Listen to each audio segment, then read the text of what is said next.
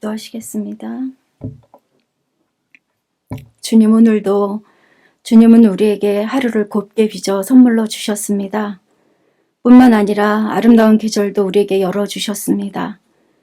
그러나 우리가 꽃을 보고 즐거워하며 새로 태어난 나뭇잎들을 만나며 생명을 느낄 때 주님은 어두운 곳을 향해 걸음을 옮기고 계셨습니다.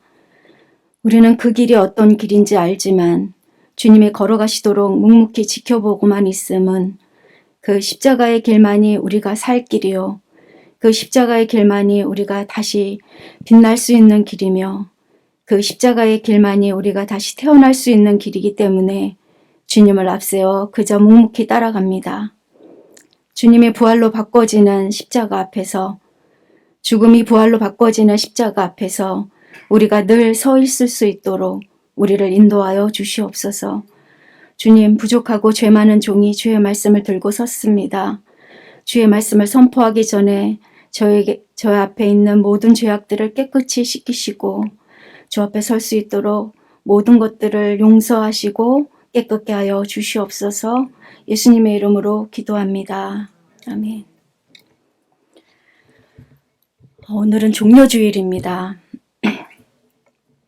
종려주일인 오늘 환영을 받으며 예루살렘으로 입성하시던 예수님은 머지않아 십자가에 달리십니다. 이렇게 시작되는 예수님의 순환과 고난은 신약성경 사복음서에서 고스란히 우리들에게 보여주고 있습니다.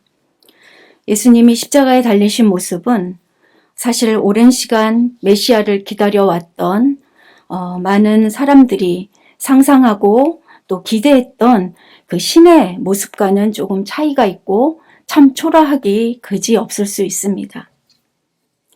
예수님이 십자가에 달려 죽으시던 모습과 또 그 과정은 당당하게 고문을 이겨내고 제자의 배신도 상관하지 않으며 십자가에 달리는 순간도 담대하게 장렬하게 십자가에 못 박히신 신의 모습이 아니었던 것이죠. 예수님은 십자가를 앞에 두고 사실 많은 고민과 갈등을 하셨던 것을 우리가 성경을 통해서 알 수 있습니다. 자신을 배신하는 제자의 모습에서 배신감과 상실감을 느끼는 그런 경험을 하시는 예수님을 볼 수가 있습니다. 또한 자기가 받으셔야 할 잔을 옮겨달라고 또 기도하며 번민의 마음을 보이기도 하셨습니다. 또 십자가에서 달려 돌아가시는 그 순간에 아버지 하나님께 고통을 이기지 못해 탄식하며 소리 지르기까지 하셨습니다. 이것은 인간이 생각하고 또 기대하는 전지전능하신 신의 모습도 아니요, 인류를 구원해 줄 메시아의 모습은 더더욱 아니었을 것입니다. 일반적으로 인간이 생각하는 믿는 신은 인간보다 위대하고 인간보다 힘이 세며 무엇이든지 할 수 있는 전지전능한 그런 능력이 있는 신들을 기대하고 그런 신들을 믿으려고 할 것입니다. 그런데 그런 기대와는 달리 예수님은 너무도 연약하게 십자가에 죽으시는 모습을 위해서 오늘 달려가고 있는 것입니다. 그런데 예수님은 마지막으로 그런 모습으로 그저 끝나지 않으셨습니다. 그리고 그런 모습으로 오시기 위해서 우리에게 오신 게 아니었습니다. 우리 하나님이 그런 분이 아니라 그러한 모든 것을 갖춘 유일하신 하나님임에도 불구하고 낮은 인간의 모습으로 오신 이유는 자신의 형상으로 빚어낸 가장 사랑하는 인간이 느끼는 감정, 아픔, 또 고난, 또 고통, 또 번민, 희노애락의 여러 가지 감정들을 모두 자신이 겪어보심으로 우리로 그 모든 것에 동병상련의 마음으로 동감하고 공감하고 나도 알고 있다라고 함께 고난하시기 위해서 이곳에 내려오신 것입니다. 그저 저 높은 곳에 계셔서 감히 올려다볼 수도 없는, 감히 가까이 갈 수도 없는 위대한 신으로만 존재한다면 인간이 겪는 고난의 순간을 하나님이 아실까 의문이 듭니다. 어찌해서도 우리는 나의 죄를 스스로 사할 수 없는 죄인이고 또 그저 위대한 존재로만 계신 그 하나님 앞에 나아갈 수도 없는 죄인밖에 안 되는 우리 인간이 그 위대한 하나님으로만 존재한다면 우리는 날마다 그 하나님 앞에 죄인으로밖에 또 하나님 앞에 나갈 수 없는 또 날마다 죄책감으로만 그 신 앞에 설 수밖에 없을 것입니다. 그러나 우리가 믿는 하나님은 그 다른 종교가 믿는 신과는 달리 유일하게 인간에게로 직접 내려오셔서 우리의 눈높이를 맞춰주시고 우리와 친구가 되어주시고 또 우리의 고난을 함께 건너주시는 유일한 하나님이 되시기 위해 그 모든 고난의 과정을 마다 않고 우리에게로 오셨다가 또 우리 죄를 모두 해결하시고 우리와 동등하게 계셨다가 다시 하나님의 자리로 돌아가셨던 것입니다. 그러므로 하나님이신 예수님을 능력이 없다거나 또 무능한 하나님으로 표현하는 것은 옳지 않습니다. 그 어떤 다른 신보다 이 하나님은 위대하시고 유일하신 우리와 함께 거하시고 우리의 모든 것을 아시고 우리의 모든 고통과 고난을 함께 하시는 유일하신 하나님이시기 때문입니다. 그는 우리의 모든 고난과 고통을 아시며 우리의 모든 연약함을 아시기 때문에 하늘로 올라가시고도 그저 고아와 같이 내버려 두시지 않으신다고 약속하시면서 우리와 함께 교통하시고 동행하실 성령님까지 보내주시는 정말 위대하시고 정말 사랑이 많으신 그런 하나님이심을 우리가 믿는 것입니다. 그 하나님을 믿고 있음이 얼마나 다행인지 또 그 하나님이 우리 곁에 계심이 얼마나 감사한지 이 사순의 시절에 또 오늘 종려주일에 또 우리가 다시 한번 깨닫게 되는 것입니다. 그분 예수님을 이사야서 42장은 고난받는 종이라는 표현을 했고 53장은 그분이 인간의 허물을 담당하시고 고난을 받으셔서 우리에게 쏟아지는 모든 저주를 걷어가셨다라고 표현하고 계십니다. 또 이사야서 42장 3절은 우리가 함께 읽은 오늘 3절은 그 종에 대해서 이렇게 표현합니다. 상한 갈대를 꺾지 않으시는 분이고 꺼져가는 등불을 끄지 않으시는 분으로 진실로 정의를 행하시고 시행하시는 정말 우리 곁에서 아주 연약한 그리고 정말 쓸모없이 그저 사장될 수밖에 없는 그런 불꽃 꺾어진 갈대 같은 우리를 그대로 내버려 두시지 않는 하나님으로 표현하고 있습니다. 그러므로 괴롭고 슬픈 일을 겪는 우리 그리스도인들에게 무작정 감정을 자제하라고 또 무작정 그렇게 슬프게 있지만 말라고 기뻐해야 되지 않냐고 왜 예수 믿는 사람이 그러냐고 이렇게 말하는 것은 좋은 방법이 아니고 옳지 않다라고 생각합니다. 이전에 우리 기독교 전통은 사실 그랬어요. 예수 믿는 사람이 왜 슬퍼해? 예수 믿는 사람이 왜 우울해? 예수 믿는 사람은 그러는 거 아니야. 그래서 교회에 와서 슬픈 내색도 괴로운 내색도 사실 나타내지 못했던 그런 과거의 우리 모습이 있습니다. 심지어는 우울증에 걸린 사람은 귀신 들렸다라고도 말하고 또 자살의 어떤 어려운 과정을 겪었던 가정들에게는 어떤 죄인 취급했던 그런 과거의 우리 모습도 있지요. 그러나 이제 우리는 좀 더 세심하고 조심스럽게 그들을 대해야 할 것이며 그것은 나 자신에게도 마찬가지입니다.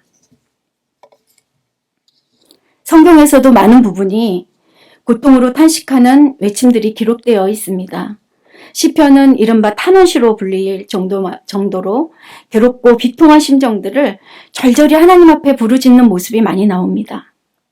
시편 44편 23절에 보면 주여 깨소서 어찌하여 주무시나이까 라고까지 말합니다. 더 심한 것은 89편 49절에 보면 주여 주의 성실하심이 주의 인자하심이 도대체 어디까지입니까? 라고 이렇게 따지고 묻는 그런 내용까지 나옵니다. 참 어떻게 보면 굉장히 무례한 이야기죠. 욥은 또 말할 것도 없습니다.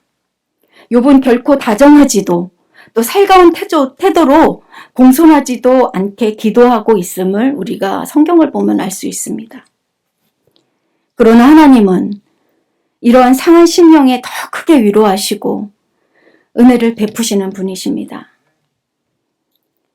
여러분이 하나님께 기도하면서 이렇게 욥처럼 무례하게 기도하라는 건 아니지만 여기서 말하고 싶은 것은 그런 우리 상한 심령을 너무 잘 알고 계시는 우리 예수님이 그 상한 심령을, 그 상한 갈대를 꺾지 않으시는 분이고 우리를 위로하시고 우리를 사랑하시면서 그 상한 갈대를 다시 세워 싸매시고 참으시고 또 고치시고 치료하셔서 다시 사용하시는 그런 하나님이시라는 것을 말해주고 싶은 것입니다.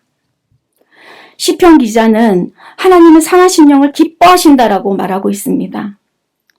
상한에 해당되는 히브리어 단어는 가벼운 부상 정도를 뜻하는 것은 아닙니다.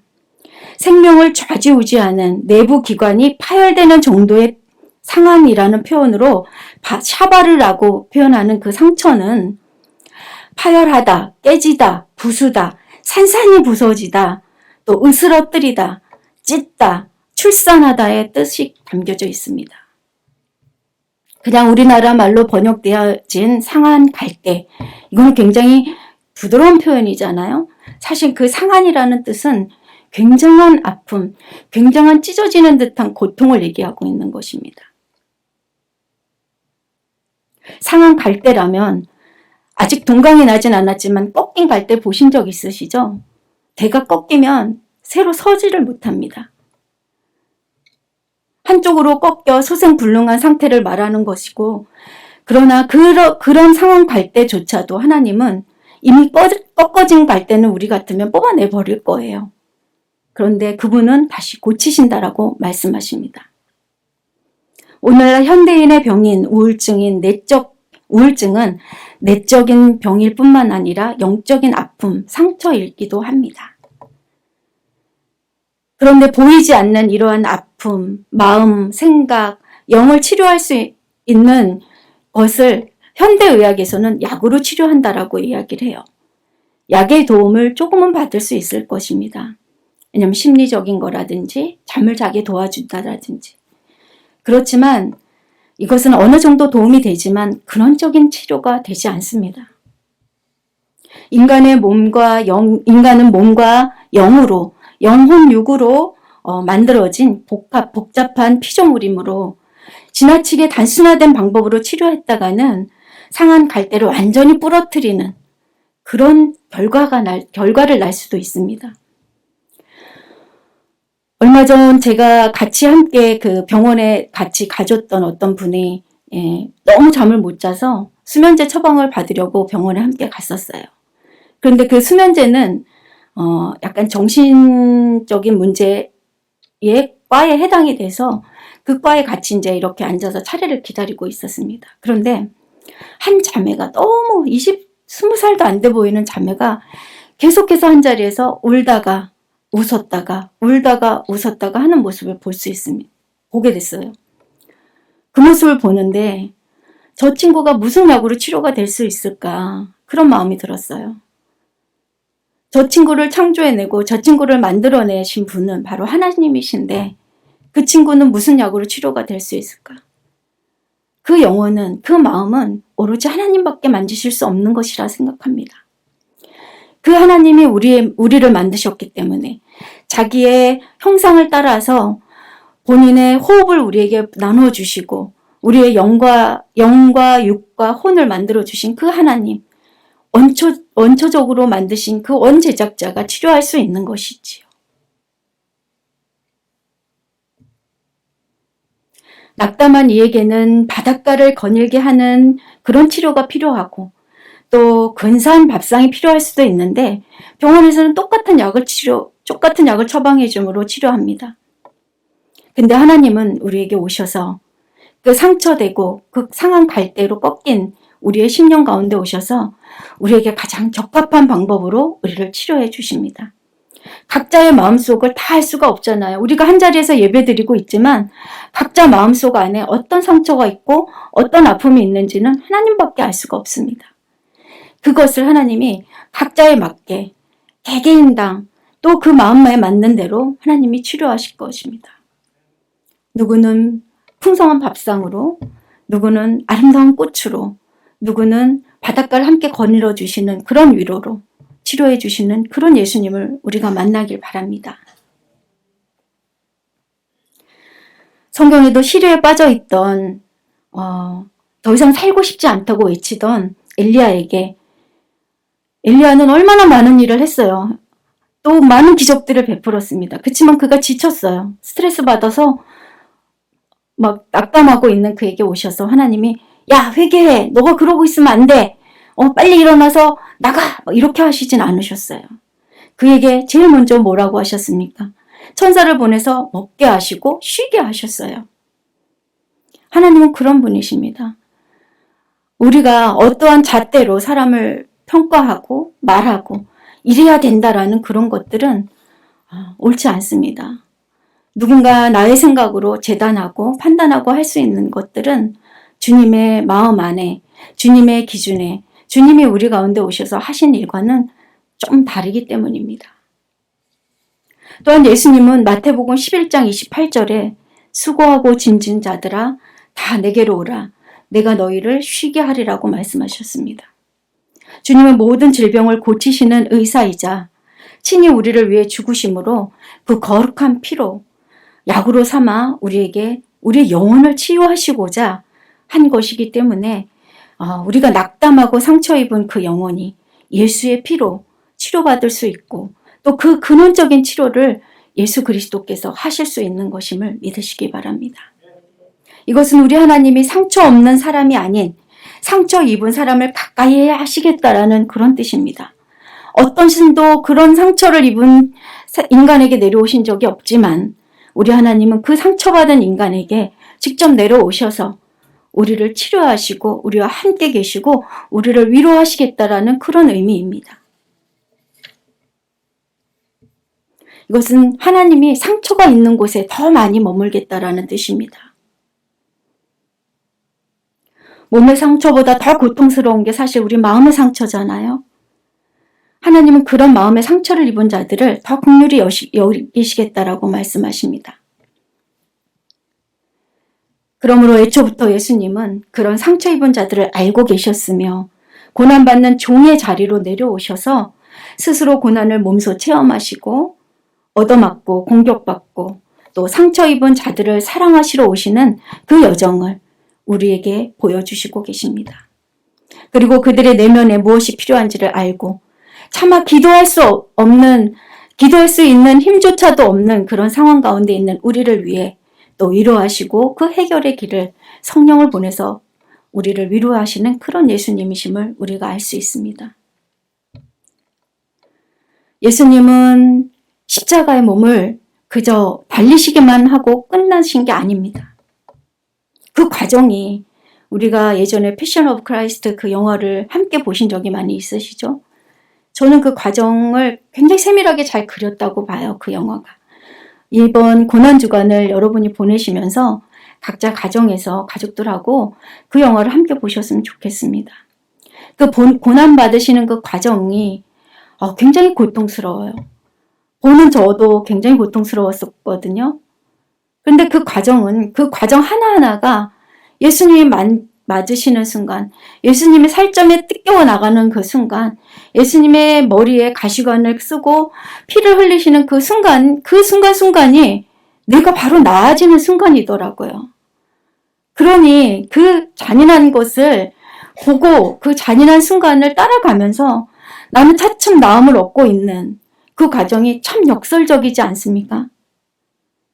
우리 하나님이 그렇게 우리에게 오셨습니다. 우리는 그 과정을 통해서 나음을 받고 우리는 그 과정을 통해서 위로를 받고 우리는 그 과정을 통해서 다시 새 생명을 얻게 된 것입니다. 그래서 헨리 나우에는 예수님을 상처 입은 치유자라고 불렀습니다. 그러므로 상처는 사실 하나님과 우리 사이를 더 가깝게 만드는 은총의 도구이기도 합니다. 사람에게 상처를 받을 때 우리는 하나님 품에 안기면 상처받을 일도 배신당할 일도 거절당할 일도 없습니다. 하나님은 마음의 상한 자를 고치시고 치유해 주시기 위해 우리에게로 내려오셨기 때문입니다. 그러므로 지금 시련을 겪고 있는 또 어두운 터널을 건너고 있는 사람들이 있다면 하나님 앞에 나와서 마음을 쏟아낼 수 있었으면 좋겠습니다. 지금 예수님 앞에 나와서 올 수 있었으면 좋겠습니다.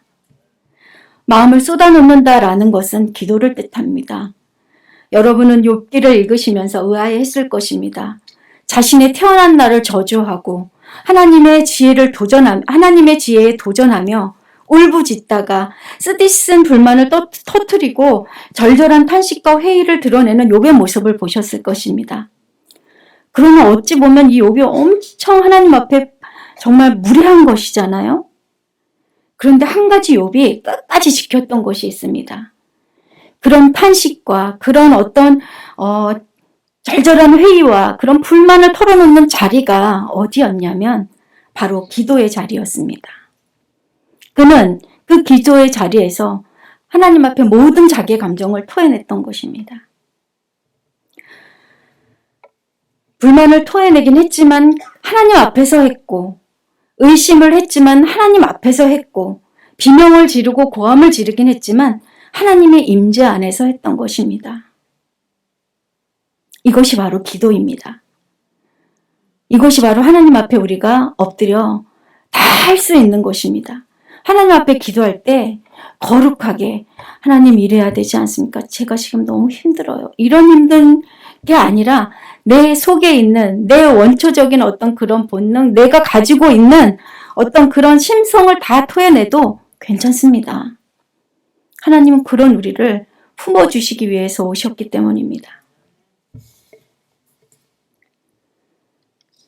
하나님의 얼굴과 임재를 찾은 욥의 근성은 고난 때문에 주님에게서 멀어지게 된 게 아니라 도리어 더 하나님 앞에 가까이 가게 됐고, 바로 그것이 고난 뒤에 모든 것이 달라지게 되는, 고난 뒤에 모든 것을 다시 받게 되는 그 은혜를 얻게 된 것이죠. 이는 욥을 보면서 우리가 배울 수 있는 가장 확실한 기도하는 법, 하나님 앞에 그냥 솔직한 우리의 모습을 내어드리는 것, 하나님 앞에서 그냥 절절하게 올 수 있는 그런 모습을 보여주라라고 성경에서 그런 것들을 보여주고 계신 것입니다. 성경은 여호와의 마음이 상한 자를 가까이 하시고 모든 넘어지는 자들을 붙드시며 비굴한 자들을 당당함으로 일으킨다라고 했습니다. 이것은 하나님이 시련을 겪는 이들을 가까이 하시며 보살핀다라는 원리이며 성령이 고통으로 탄식하는 하나님의 자녀들과 함께 하신다라는 약속의 내용이기도 합니다. 또한 하나님의 자녀들은 주님이 결코 너희를 버리지 아니하시고 떠나지 아니하리라 라고 말씀하셨고, 예수님은 그런 우리를 양으로 규정하셨어요. 그래서 내 양들을 내 손에서 빼앗기지 아니하리라 라고 말씀하셨습니다. 지금 설령 더없이 캄캄하고 메마른 시기를 지내고 있고 또 하나님을 조금도 느낄 수 없는 상태라 하더라도 주님이 여전히 여기 계시고, 주님은 여전히 우리 곁에 계시며, 주님은 여전히 여러분의 마음 안에 함께 계신다는 사실을 잊지 말았으면 좋겠습니다.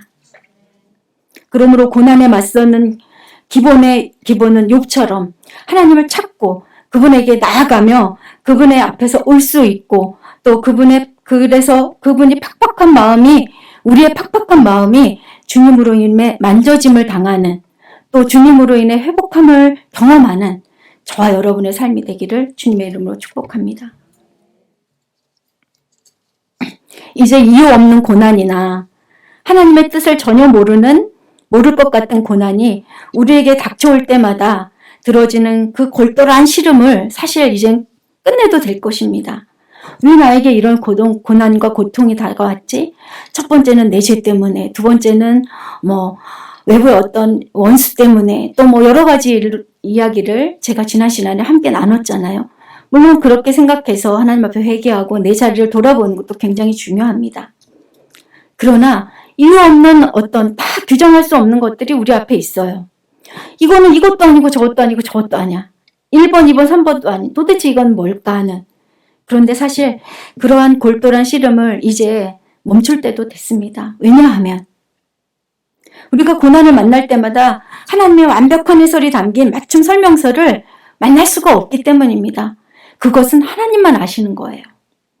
그것은 하나님께 그냥 맡겨두고 우리는 주님의 십자가를 바라보며 주님이 역사하고 계시다는 사실을 믿고 그것을 따라가며 우리의 연약함과 상처를 위해 오신 그 예수님이 우리가 그 과정을 겪고 있는 사망의 음침한 골짜기를 다니는 것 같은 그 과정에도 우리 손을 잡고 나를 업고 나를 부추기고 함께 걸어가고 계시는 그 주님이 함께 하시고 있다는 사실만 믿으신다면 무엇 때문에 나는 그것이 필요 없다고 느낍니다.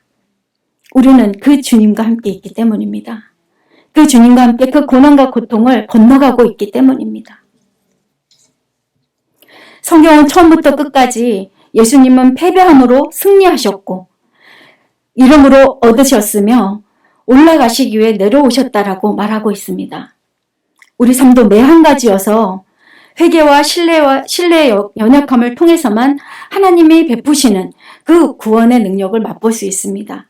스스로 승리보다 오히려 고난을 통해서 또 기쁨보다 오히려 아픔을 통해서 하나님은 우리와 더 가까이 계심을 오늘 말씀을 통해 알 수 있습니다.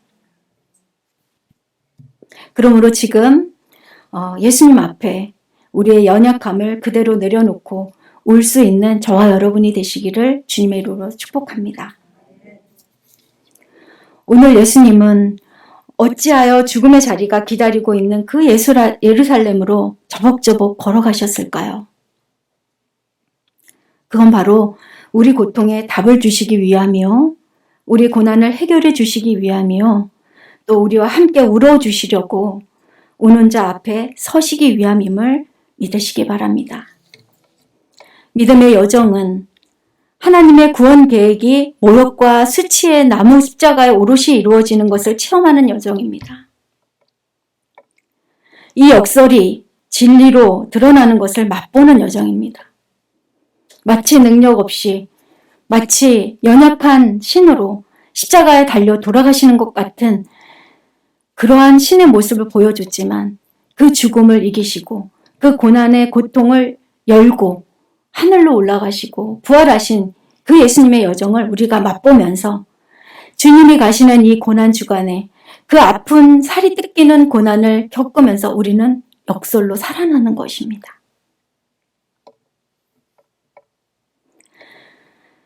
예수님은 우리 대신 십자가에 죽으셨고 우리가 받아야 할 징계를 받으셨고 또 그 일을 시작하시려고 이 땅에 오셨고 또 십자가에 죽으셨으며 죽음에서 다시 살아나셨습니다.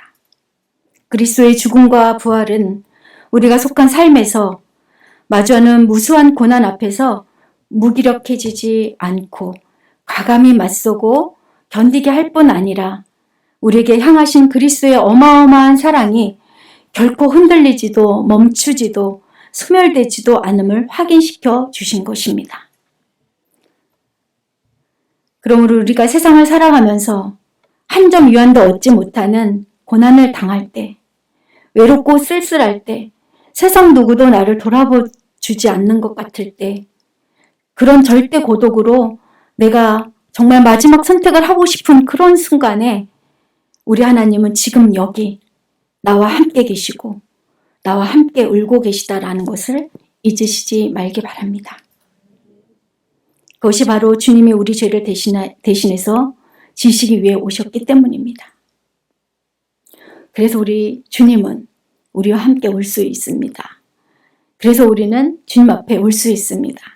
다 내어놓고 다 열어놓고 그저 펑펑 울 수 있습니다. 그 울음과 그 아픔과 그 고통을 주님은 다 해결하셨기 때문에 우리는 다시 회복될 수 있는 것입니다.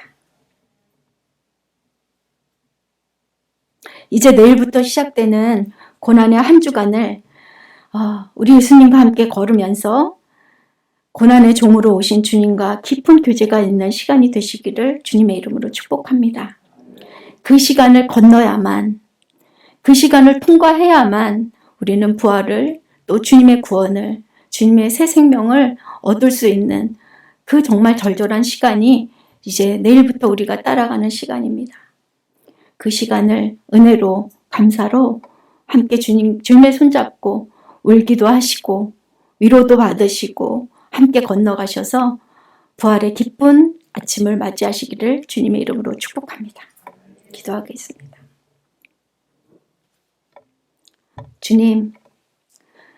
주님은 다 계획이 있으셨습니다. 십자가를 구원의 통로로 삼아 하나님의 장대한 구원의 섭리 안에 저희 같은 인생이 참여할 수 있는 영광을 주심을 감사드립니다. 하늘과 인간 세계로 열려진 이 용서와 구원과 사랑을 감사드리며 내일부터 시작되는 고난의 여정을 주님과 함께 잘 따라가고 겸허한 마음으로 따라가게 우리를 인도하여 주시옵소서. 예수님의 이름으로 기도합니다.